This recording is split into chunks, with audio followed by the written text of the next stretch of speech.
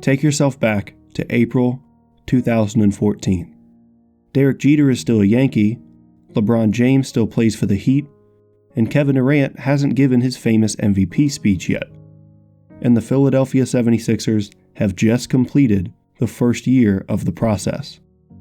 General Manager Sam Hinkie roams the halls of the front office with an aggressive, analytics-based vision on how to rebuild a franchise defined by mediocrity ever since Allen Iverson left the team. He wasn't satisfied with finishing in the middle of the NBA standings year after year, and saw only one real way to create a true championship contender for the city of Philadelphia: to lose, or as the strategy is now known, to tank.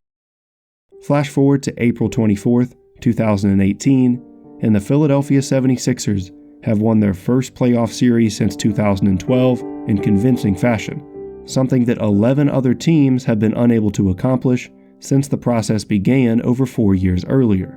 It took 253 losses over those 4 years to manufacture enough draft picks and young talent to create one of the brightest young futures in the NBA today, and a team that won 53 games this season, their most in nearly 20 years.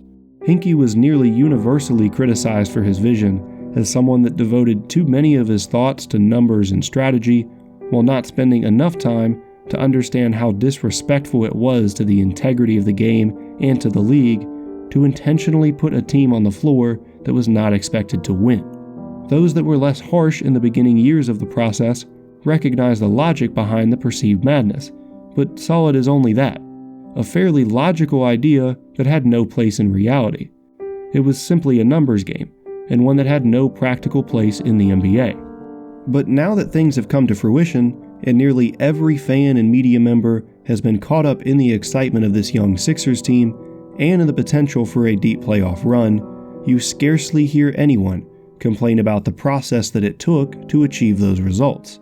Now that the team has Joel Embiid's unique inside-out combination and darling social media presence, paired with the mesmerizing game of Ben Simmons, a point guard wrapped up in a big man's body with the agility and athleticism of a wing, those criticisms of Hinkie's vision have all but vanished. A vision that ultimately cost him his job, and a chance to see it through that, in hindsight, he certainly earned. In this moment, as the Sixers look like real contenders to be the first team without LeBron James on the roster, to represent the Eastern Conference in the NBA Finals in a very long time, it is easy to be excited about what this team means to the NBA. The process has created a cult following both in and outside of Philadelphia, complete with merchandise to accompany it, and the international flair of the roster brings a whole new level of worldwide interest in the team with it. These are all undoubtedly great things for the NBA as a whole. LeBron's dominance in the East, though historic, has grown stale with many fans, and growing its presence in the international market as well as expanding its influence beyond the United States has long been a stated goal of the league. But underneath all of that sits an issue that the NBA will likely have to deal with for years to come, and is only being made worse with each playoff victory the team achieves. And that is, of course, how they got to this point in the first place. Tanking in itself used to be limited to only those few teams that jumped on the Hinkie bandwagon before this past season. There were plenty of teams that knew they weren't competing for a championship in a given season, but chose instead to label it as a rebuilding year. But few, if any, outside of the Sixers intentionally put a bad product on the floor in an effort to earn a high draft pick. But with the rise of the process has come a rise in the number of teams adopting this strategy. In a landscape increasingly filled with teams with 2 or 3 all-star caliber players, the only real way for smaller market teams to compete is to try and draft and develop some talent of their own. And the best way to increase their chances of doing that properly is to get as many high draft picks as possible, and the best way to do that is to lose. There's plenty of precedent around the league in recent years to illustrate the base logic of this. The early years of the Durant, Westbrook, Harden, and Ibaka era Thunder team, and even the foundation of the now dominant Golden State Warriors, were each built first off the success and talent of the players that those franchises drafted themselves. The difference is that those teams obtained that talent through the draft the way every other team had prior to the process. They happened to not have a very good team for a season or two, drafted the correct players, and built from there. The way the draft is intended to help those teams with a lack of talent build themselves back up. But when you expand upon that and add tanking into the mix, you essentially keep the same plan, but throw gasoline on it to accelerate it, losing as many games as possible, to give yourself the best chance of drafting the best players over a span of 4 to 5 seasons, before taking the league by storm with a group of very talented young players all on one team.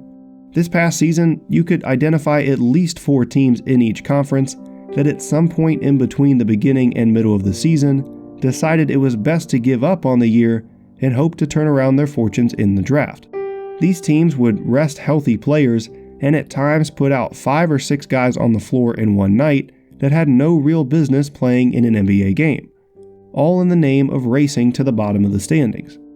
Mavs owner Mark Cuban even reportedly told his team and management that tanking was the best course of action for them. This blatant disregard for fielding a competitive team is something that NBA Commissioner Adam Silver has recognized as a big issue, handing out a significant fine to Cuban for his comments and spearheading NBA lottery reform that is set to take effect next season, which is intended to discourage teams from tanking. The proactive approach that Silver has shown on this issue, as well as throughout his tenure as NBA Commissioner so far, is certainly refreshing, but it is pretty clear that simply changing around the lottery odds isn't going to solve the issue altogether. Even with this new reform, tanking and building through the draft is still the best chance most teams have to build a true championship caliber roster. I'll admit that I am a true fan of the process. Though I'm not going to claim to be someone that championed Hinkie's vision from the beginning, I did at least recognize the idea behind it fairly early on, even if I, like most people, questioned if it would actually work out. As it has continued to unfold, I've only become even more fascinated with the ripple effect this could have on the league. The NBA is arguably the healthiest it has been in a long, long time, with one of, if not the deepest talent pools in league history, a truly year-round product that continues to engage fans 365 days a year, and a relative lack of controversies compared to the other major sports. But this 76ers team, as much as I am a fan of them, could be one of the defining figures in the future of the NBA, and I don't just mean in their future success as a team. How Adam Silver deals with this issue could ultimately decide how successful the league can become in this new and exciting era it now finds itself in. So as you watch the Sixers continue to steal the hearts of fans over the next few weeks with their youth and exciting play, keep in mind that there are plenty of NBA front offices that have already been watching for some time now, and have crafted a plan to follow the same strategy that enabled Philadelphia to reach such great heights. With every Ben Simmons assist and Joel Embiid dunk, the Sixers are changing the way modern NBA team building is viewed, and in doing so, the process could become the new norm.